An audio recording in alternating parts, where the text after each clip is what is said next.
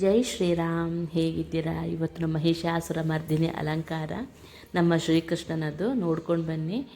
ಮೊನ್ನೆ ನಾವು ಉಚ್ಚಿಲಕ್ಕೆ ಹೋದಾಗ ಕೆಲವು ವೀಡಿಯೋಸ್ ಎಲ್ಲ ಪೆಂಡಿಂಗ್ ಉಳಿದಿತ್ತು, ಅದನ್ನ ಹಾಕ್ತಾ ಇದ್ದೀನಿ. ಕೆಲವೆಲ್ಲ ಇನ್ಫಾರ್ಮೇಟಿವ್ ಆಗಿದೆ, ಅದನ್ನು ನಿಮಗೆ ತೋರಿಸ್ತಾ ಬರ್ತೀನಿ. ಹಾಡನ್ನು ಕೇಳ್ಕೊಂಡು ಬನ್ನಿ.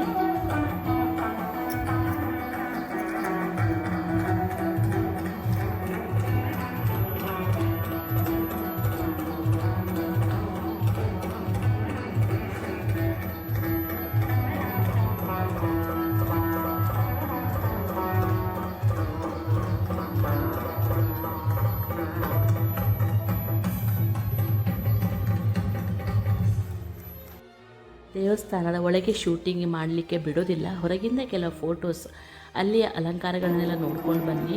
9-10 ದಿವಸ ಅಲ್ಲಿ ಎಕ್ಸಿಬಿಷನ್ನು, ಊಟ, ಆನಂತರ ಪ್ರೋಗ್ರಾಮ್, ಕಲ್ಚರಲ್ ಪ್ರೋಗ್ರಾಮ್ ಎಲ್ಲ ಇರುತ್ತೆ. ನೀವು ಎಷ್ಟು ಚೆನ್ನಾಗಿ ಶಾಮಿಯಾನಗಳನ್ನೆಲ್ಲ ಹಾಕಿದ್ದಾರೆ ಅಂತ ನೀವು ನೋಡ್ಕೊಂಡು ಬನ್ನಿ. ನಾನು ಮತ್ತು ನನ್ನ ತಮ್ಮನ ಹೆಂಡತಿ ದೀಪಿಕಾ ಅಂತ ನಾವು ಒಟ್ಟಿಗೆ ಹೋಗಿದ್ವಿ ಅಲ್ಲಿಗೆ. ಆ ಬಿಸಿಲಿಗೆ ನಾವು ಹೇಗಾಗಿದ್ದೀವಿ ಅಂತ ನೀವು ನೋಡ್ಬೋದು, ಮುಖ ನೋಡಿದರೆ ನಿಮಗೆ ಅರ್ಥ ಆಗ್ಬೋದು. ಅಷ್ಟು ಬಿಸಿಲಲ್ಲಿ, ಸಮುದ್ರ ಬೀಚಿ ಹತ್ತಿರ ತಾನೇ ಅದೆಲ್ಲ, ಎಲ್ಲ ಕರಾವಳಿ ಪ್ರದೇಶ ಆದ ಕಾರಣ ತುಂಬ ಬಿಸಿಲಿರುತ್ತೆ. ನೋಡಿ, ಆ ಗೋಪುರಗಳನ್ನೆಲ್ಲ ನೋಡ್ಕೊಂಡು ಬನ್ನಿ. ಲೈಟಿಂಗ್ಸ್ ನಮಗೆ ರಾತ್ರಿ ತನಕ ನಿಲ್ಲಲಿಕ್ಕೆ ಆಗಲಿಲ್ಲ. ಆನಂತರ ಮತ್ತೊಂದು ವಿಶೇಷ ಏನು ಗೊತ್ತಾ, ಈ ಪ್ಲಾಸ್ಟಿಕ್ ಡಬ್ಬಗಳೆಲ್ಲ ಬರುತ್ತವಲ್ಲ, ಪ್ಲಾಸ್ಟಿಕ್ ಇದ್ದು, ಅದನ್ನು ಬಳಸ್ಕೊಂಡು ಹೂವಿನ ಕುಂಡಗಳನ್ನು ಯಾವ ಥರ ಮಾಡಿದ್ದಾರೆ ಅಂತ ನೋಡ್ಕೊಂಡು ಬನ್ನಿ. ಇದು ನನಗೆ ತುಂಬ ಇನ್ಸ್ಪೈರ್ ಅನ್ನಿಸ್ತು, ವಿಡಿಯೋದಲ್ಲಿ ಹಾಕಬೇಕು ಅಂತ ಅನ್ನಿಸ್ತು. ಎಷ್ಟು ಚೆನ್ನಾಗಿದೆ ನೋಡ್ಕೊಂಡು ಬಂದರೆ. ಆ ಪ್ಲಾಸ್ಟಿಕ್ ಕ್ಯಾನೆಲ್ಲ ಗಣಪತಿಯನ್ನೆಲ್ಲ ಮಾಡಿದರೆ ನೀವು ನೋಡ್ಬೋದು, ಕಸದಿಂದ ರಸ, ಆ ಕಾನ್ಸೆಪ್ಟಲ್ಲಿ. ಆನಂತರ ಬಾಕಿದೆಲ್ಲ ಈ ಫಿಶ್ಗಳನ್ನೆಲ್ಲ ನಾನು ಮೊನ್ನೆನೂ ತೋರಿಸಿದ್ದೆ, ನೋಡಿದವರು ಈಗ ಇನ್ನೊಂದು ಸಲ ನೋಡ್ಕೊಂಡು ಬನ್ನಿ. ಬರೀ ಫೋಟೋಸ್ ಮಾತ್ರ ಹಾಕ್ತಾ ಬರ್ತಾಯಿದ್ದೀನಿ.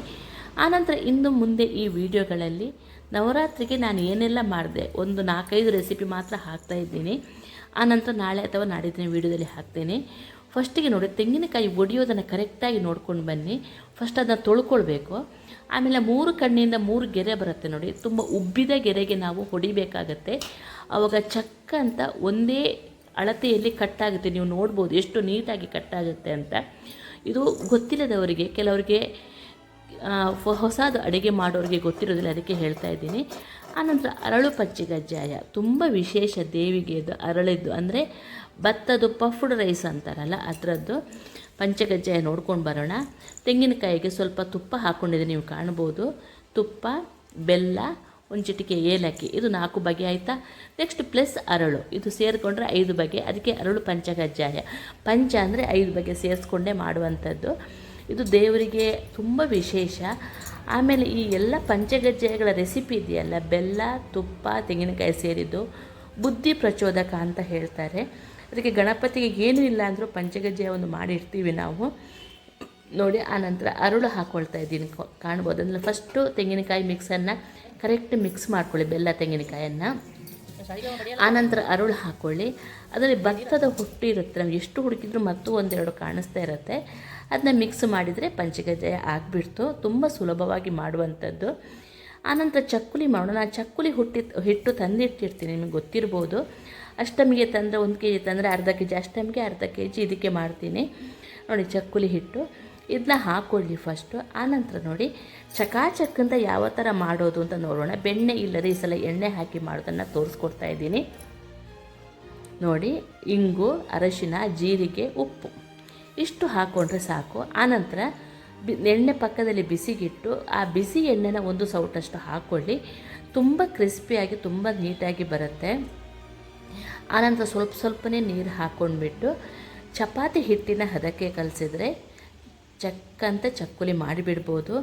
ಈಗ ಚಕ್ಕುಲಿ ಹಿಟ್ಟು ಸಿಗಲ್ಲ ಅಂಥವ್ರಿಗೆ ಇನ್ನೊಂದು ಸಲ ನಾನು ಚಕ್ಕುಲಿ ಮಾಡಿ ತೋರಿಸ್ತೇನೆ ನಿಮಗೆ.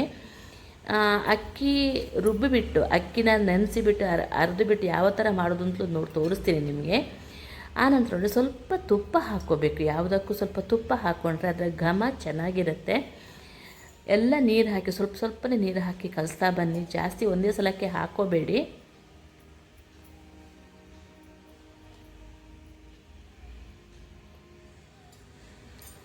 ನವರಾತ್ರಿಗೆ ಚಕ್ಕುಲಿ, ಎರೆಯಪ್ಪ, ಗುಡಾನ್ನ, ಪಾಯಸಗಳು, ಆಮೇಲೆ ಪತ್ರೋಡೆ ಇದೆಲ್ಲ ಕಾಮನ್ ಆಗಿ ಮಾಡ್ತೀವಿ ನಾವು ಮನೆಯಲ್ಲಿ. ಮಾಡಿ ದೇವರಿಗೆ ನೈವೇದ್ಯ ಮಾಡ್ತೀವಿ ನೋಡಿ. ಅದನ್ನ ನಾನು ಎಷ್ಟೋ ವೀಡಿಯೋಗಳಲ್ಲಿ ತೋರಿಸಿದ್ದೀನಿ. ಆದರೂ ಇವಾಗಲೂ ಈ ನವರಾತ್ರಿಯಲ್ಲಿ ಏನು ಮಾಡಿದೆ ಅನ್ನೋದನ್ನು ನಾನು ತೋರಿಸ್ಬೇಕು ಅಂತ ಈ ವಿಡಿಯೋ ಮಾಡಿದ್ದೀನಿ. ನೋಡ್ಬೋದು,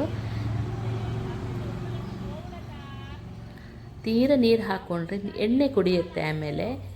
ಆಮೇಲೆ ಕಾಯಿಸೋಕ್ಕೆ ಅದನ್ನ ಚಕ್ಕುಲಿನ ಎಣ್ಣೆಲೆ ಕಾಯಿಸೋಕ್ಕೆ ತುಂಬ ಟೈಮ್ ತಗೊಳ್ಳುತ್ತೆ. ಇದನ್ನ ಕಲಸಿಬಿಟ್ಟು ಒಂದು 10 ನಿಮಿಷ ಬಿಟ್ಟುಬಿಡಿ.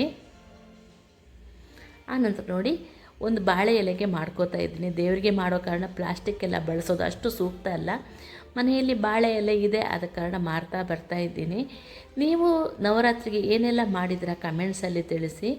ಯಾವ್ಯಾವ ದೇವಸ್ಥಾನಕ್ಕೆಲ್ಲ ಹೋಗಿದ್ರಾ ಅಂತ ಅಂದ್ಬಿಟ್ಟು.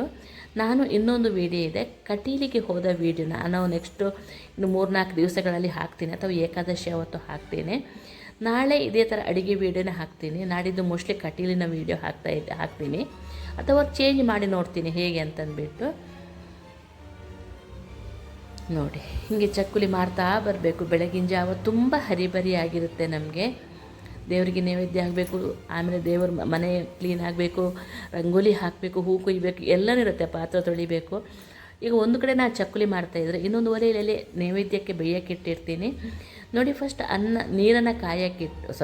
ಎಣ್ಣೆ ಕಾಯಕ್ಕಿಟ್ಟು ಅದಕ್ಕೆ ಒಂದೊಂದೇ ಚಕ್ಕುಲಿ ಬಿಡ್ತಾ ಎರಡೂ ಸೈಡಿಂದ ಕಾಯಿಸ್ಕೊಳ್ಳಿ. ಗೋಲ್ಡನ್ ಬ್ರೌನ್ ಬರುವ ತನಕ ಕಾಯಿಸ್ಕೊಳ್ಳಿ. ಇದೇ ಥರ ಎಲ್ಲ ಚಕ್ಕುಲಿಗಳನ್ನೆಲ್ಲ ಮಾಡಿಕೊಂಡು ಬನ್ನಿ.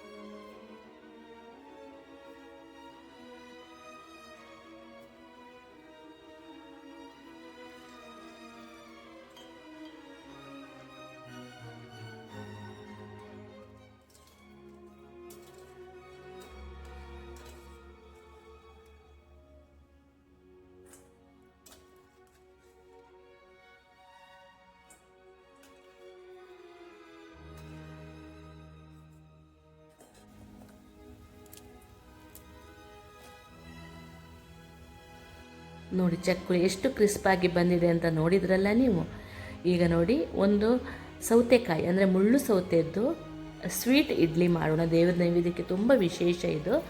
ಸೌತೆಕಾಯಿನ ಸಿಪ್ಪೆ ತೆಗೆದು ನೀಟಾಗಿ ಕೊಚ್ಚಿಕೊಳ್ಳಿ. ಸ್ವಲ್ಪ ದೊಡ್ಡದಾದರೂ ಚೆನ್ನಾಗಿರುತ್ತೆ. ಯಾಕೆಂದರೆ ಬೆಂದ ನಂತರ ಅದೆಲ್ಲ ವಾಲ್ಯೂಮ್ ಆದರೆ ಚಿಕ್ಕದಾಗುತ್ತೆ, ಅಕ್ಕಿ ವಾಲ್ಯೂಮ್ ಜಾಸ್ತಿ ಆಗುತ್ತೆ. ಈಗ ಕೊಚ್ಚಿಕೊಂಡದನ್ನ ರೆಡಿ ಮಾಡಿಕೊಳ್ಳಿ. ಆನಂತರ ಅದಕ್ಕೆ ಸ್ವಲ್ಪ ಉಪ್ಪು ಹಾಕಿಬಿಟ್ಟು ಅಕ್ಕಿ ತರಿ ಹಾಕಿಬಿಟ್ಟು ಮಗ್ಚಿಡ್ಬೇಕು. ನಾನು ತೋರಿಸ್ತಾ ಬರ್ತೀನಿ ವಿಡಿಯೋದಲ್ಲಿ.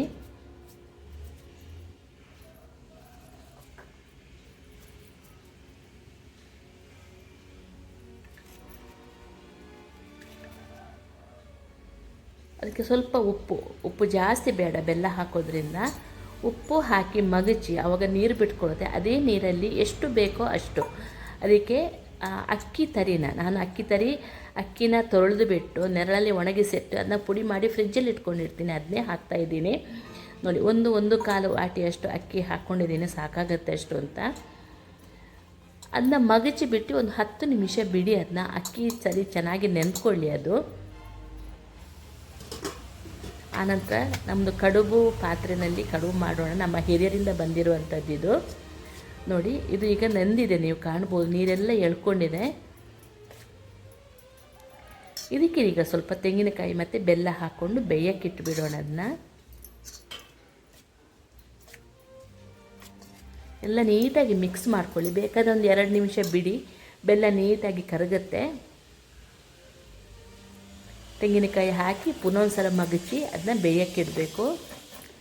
ಸ್ಟೀಮಲ್ಲಿ ಬೇಯಿಸ್ಬೇಕು. ಅದನ್ನ ಒಂದು ಇಡ್ಲಿ ತಟ್ಟೆಗೂ ಹಾಕ್ಬೋದು, ಅಥವಾ ಡೈರೆಕ್ಟ್ ನನಗೆ ತೋರಿಸ್ಲಿ ಅದೇ ಥರನೂ ಬೇಯಿಸ್ಬೋದು.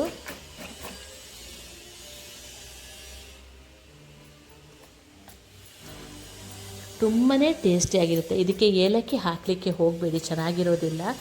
ಏಲಕ್ಕಿ ಹಾಕದೇ ತುಂಬ ಚೆನ್ನಾಗಿ ಬರುತ್ತೆ ಇದು. ಆ ಸೌತೆಕಾಯಿ ಘಮ ಇದೆಯಲ್ಲ ಅದು ತುಂಬ ಚೆನ್ನಾಗಿ ಬರುತ್ತೆ. ಇದೇ ಥರ ನಾವು ಗೋಧಿ ಕಡಿನ ಇದೇ ಥರ ಮಿಕ್ಸ್ ಮಾಡಿ ಮಾಡ್ಬೋದು. ನಾವು ಉಪ್ಪಿಟ್ಟು ಮಾಡ್ತೀವಲ್ಲ ಆ ರವೆನ ಸ್ವಲ್ಪ ಹುರಿದು ಬಿಟ್ಟು ಇದಕ್ಕೆ ಹಾಕಿ ನಾವು ಮಾಡ್ಬೋದು. ಬಟ್ ಟೇಸ್ಟ್ ಬರೋದು ಅಕ್ಕಿದ್ದೇ, ಇದಕ್ಕೆ ಅಕ್ಕಿನೇ ಚೆಂದ ಕಾಂಬಿನೇಷನು. ನೋಡಿ ಯಾವ ಥರ ಬೇಯಕ್ಕಿಟ್ಟಿದ್ದೀನಿ ಅಂತ ಕಾಣ್ಬೋದು. ಕಡುಬು ಪಾತ್ರೆಗೆ ಅಡಿಗೆ ಒಂದು ಎಲೆ ಹಾಕಿ ಬೇಯಕ್ಕಿಟ್ಟಿದೆ. ಒಂದು 20 ನಿಮಿಷ ಬೇಯಿಸಬೇಕಾಗುತ್ತೆ, ಎಲ್ಲ ಹಸಿ ಆದ ಕಾರಣ. ತುಪ್ಪ ಹಾಕ್ಕೊಂಡು ಬಿಸಿ ಬಿಸಿಯಾಗಿ ದೇವರಿಗೆ ನೈವೇದ್ಯ ಮಾಡಬೇಕು, ಅನಂತರ ತಿನ್ನಬೇಕು. ತುಂಬಾ ಚೆನ್ನಾಗಿರುತ್ತೆ. ಎಷ್ಟು ಚೆನ್ನಾಗಿ ಉದುರಾಗಿ ಬಂದಿದೆ ಅಂತ ನೀವು ನೋಡ್ಬೋದು ಇಲ್ಲಿ.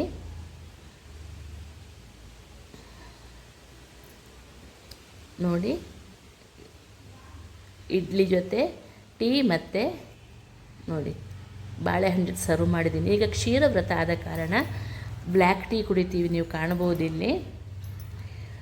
ಇನ್ನೊಂದು ನಾವು ತೋವೆ ಮಾಡೋದು ನೋಡೋಣ.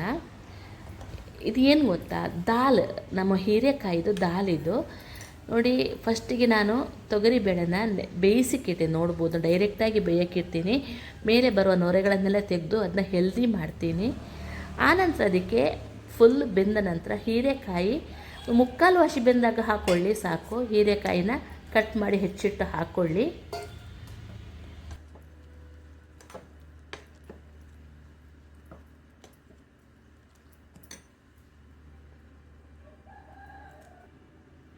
ಈಗ ಇದಕ್ಕೆ ಕಾಯಿಮೆಣಸು, ಶುಂಠಿ, ಇಂಗು ಇದನ್ನೆಲ್ಲ ಹಾಕ್ಕೊಂಡು ಅದನ್ನ ಬೇಯಿಸ್ಕೊಳ್ಳಿ. ಕಾಯಿಮೆಣಸು ಮತ್ತು ಶುಂಠಿ ತುಂಬ ಚೆಂದ ಫ್ಲೇವರ್ ಕೊಡುತ್ತೆ. ಇದು ಬೆಂದಾದ ನಂತರ ಅದಕ್ಕೆ ನಿಂಬೆಹಣ್ಣು ಹಿಂಡ್ಕೊಂಡು ಜೀರಿಗೆಯಲ್ಲಿ ಒಗ್ಗರಣೆ ಕೊಟ್ಟರೆ ಆಗಿಬಿಡುತ್ತೆ ಇದು.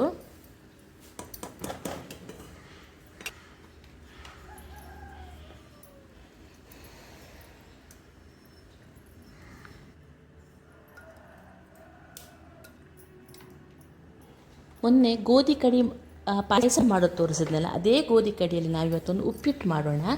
ಫಸ್ಟ್ ಕುಕ್ಕರಿಗೆ ಸಾಸಿವೆ, ಆಮೇಲೆ ಗರಂ ಮಸಾಲೆಗಳಿಗೆ, ಕಡಿ ಗರಂ ಮಸಾಲೆ ಅಂತಂದರೆ ಜೀರಿಗೆ, ಆಮೇಲೆ ಸೋಂಪು, ಚಕ್ಕೆ ಇದೆಲ್ಲ ಹಾಕ್ಕೊಂಡು ಫ್ರೈ ಮಾಡಿಕೊಂಡು, ಆನಂತರ ನಿಮಗೆ ಇಷ್ಟವಾದ ತರಕಾರಿಗಳನ್ನೆಲ್ಲ ಹಾಕಿ ಚಿಕ್ಕದಾಗಿ ಹೆಚ್ಕೊಂಡು ಅದನ್ನ ಹುರ್ಕೊಳ್ಳಿ. ಆನಂತರ ಗೋಧಿ ಕಡಿನೂ ಹಾಕಿ ಹುರ್ಕೊಂಡು ಅದಕ್ಕೆ ಮಸಾಲೆಗಳನ್ನೆಲ್ಲ ತೋರಿಸ್ತಾ ಬರ್ತೀನಿ ಒಂದೊಂದೇ. ಒಟ್ಟಿಗೆ ಹೇಳಿದರೆ ನಿಮಗೂ ಕನ್ಫ್ಯೂಷನ್ ಆಗ್ಬೋದು. ಸ್ವಲ್ಪ ಅರಿಶಿನ ಹಾಕ್ಕೊಂಡು ಹುರ್ಕೊಳ್ಳಿ ಇದನ್ನ.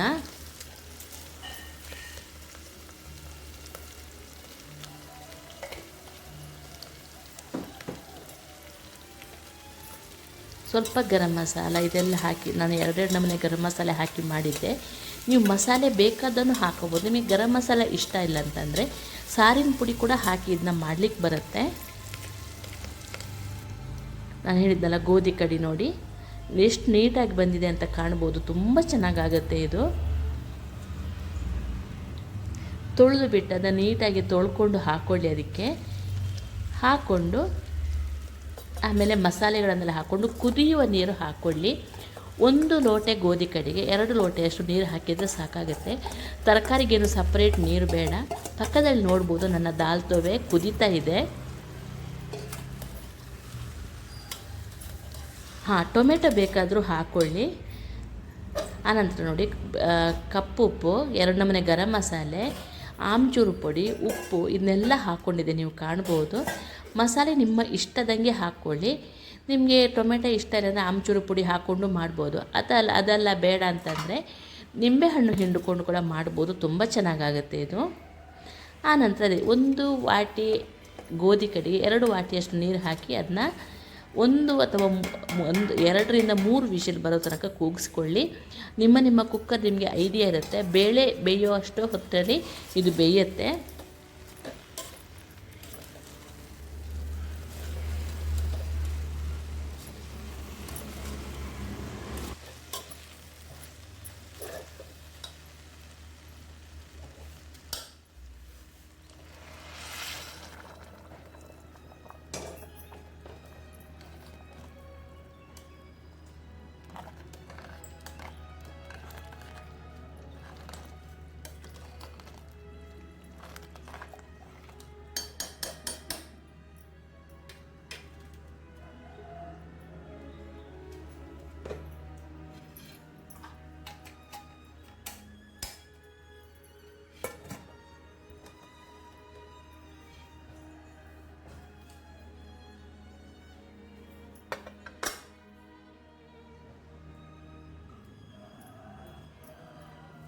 ಕುಕ್ಕರ್ ಕೂಗೋ ಟೈಮಲ್ಲಿ ಬಾಳೆಹಣ್ಣಿನ ರಂಭಾ ಪಾಕನ ಮಾಡಿಡೋಣ ದೇವರಿಗೆ. ನಾನು ಒಂದೇ ದಿವಸ ಇಷ್ಟು ಮಾಡಿಲ್ಲ, ನಾನು ಆ್ಯಕ್ಚುಲಿ 3-4 ದಿವಸದ್ದು ಒಂದೇ ವಿಡಿಯೋದಲ್ಲಿ ಹಾಕ್ತಾಯಿದ್ದೀನಿ. ಬಾಳೆಹಣ್ಣನ್ನು ಒಂದು ಅರ್ಧ ಇಂಚು ದಪ್ಪದಷ್ಟು ಕಟ್ ಮಾಡಿಕೊಳ್ಳಿ.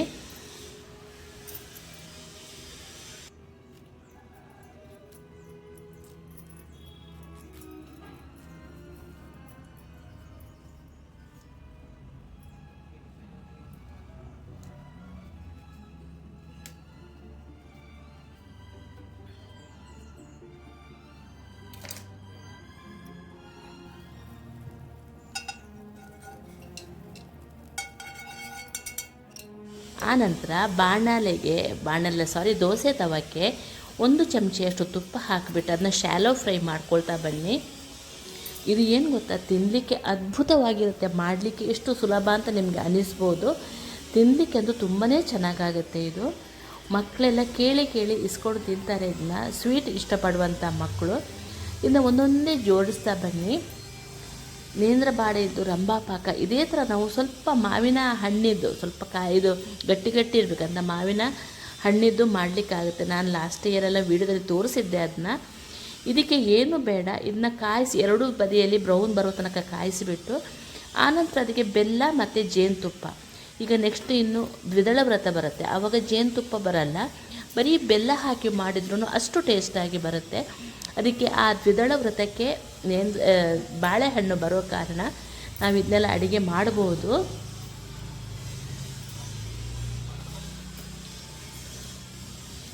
ನೋಡಿ, ಅಷ್ಟೊತ್ತಿಗೆ ಈ ಕಡೆಯಿಂದ ದಾಲ್ ಬೆಂದಿತ್ತು.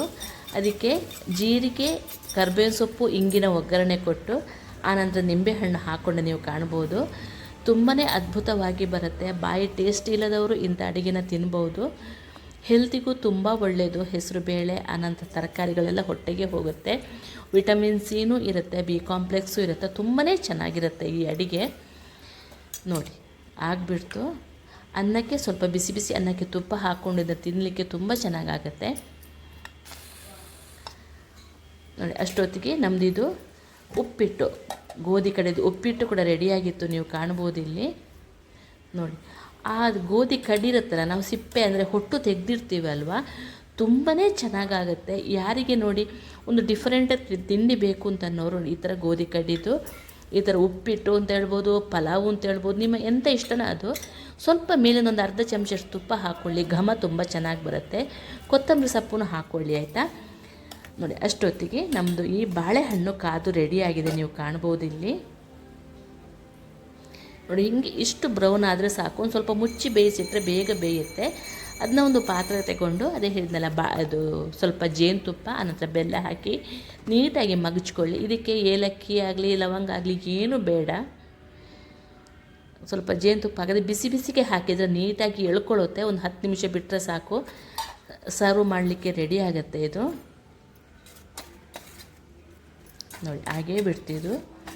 ಇಂಥರ ದಿಢೀರ್ ತಿಂಡಿಗಳನ್ನು ಮಾಡೋದ್ರಿಂದ ಒಂದು ತರಕಾರಿ, ಫ್ರೂಟ್ಸ್ ಎಲ್ಲ ಹೊಟ್ಟೆಗೆ ಹೋಗುತ್ತೆ. ಹೆಲ್ತಿಯಾದಂಥ ಆಹಾರ ಹೊಟ್ಟೆಯೊಳಗೆ ಹೋಗುತ್ತೆ. ನೋಡಿ ಫ್ರೆಂಡ್ಸ್, ನಂದು ಬ್ಲ್ಯಾಕ್ ಟೀ, ಒಂದು ಕಡೆ ಗೋಧಿ ಕಡೆ ಉಪ್ಪಿಟ್ಟು, ಆಮೇಲೆ ಬಾಳೆಹಣ್ಣಿನ ರಂಭಾ ಪಾಕ, ತೋವೆ ಆ್ಯಕ್ಚುಲಿ ಇದಕ್ಕೆ ಮಾಡಿದ್ದಲ್ಲ, ನಿಮಗೆ ಸರ್ವ್ ಮಾಡಿ ತೋರಿಸೋಕ್ಕೆ ಅಂತ ನಾನು ಹಾಕ್ಕೊಂಡಿದ್ದೆ. ನಮ್ಮ ತಿಂಡಿ ರೆಡಿ ಆಯಿತು. ಬನ್ನಿ ಫ್ರೆಂಡ್ಸ್, ನವರಾತ್ರಿ ನೀವೆಲ್ಲ ಹೇಗೆ ಆಚರಿಸಿದ್ರೆ ಅಂತ ಹೇಳಿ. ಇಷ್ಟ ಆದರೆ ಲೈಕ್, ಶೇರ್, ಕಮೆಂಟ್ಸ್ ಮಾಡೋದನ್ನು ಮರಿಬೇಡಿ. Thank you. ಸಬ್ಸ್ಕ್ರೈಬ್ ಮಾಡ್ಕೊಂಡು ನೋಡಿ, ಆಯಿತಾ. Thank you.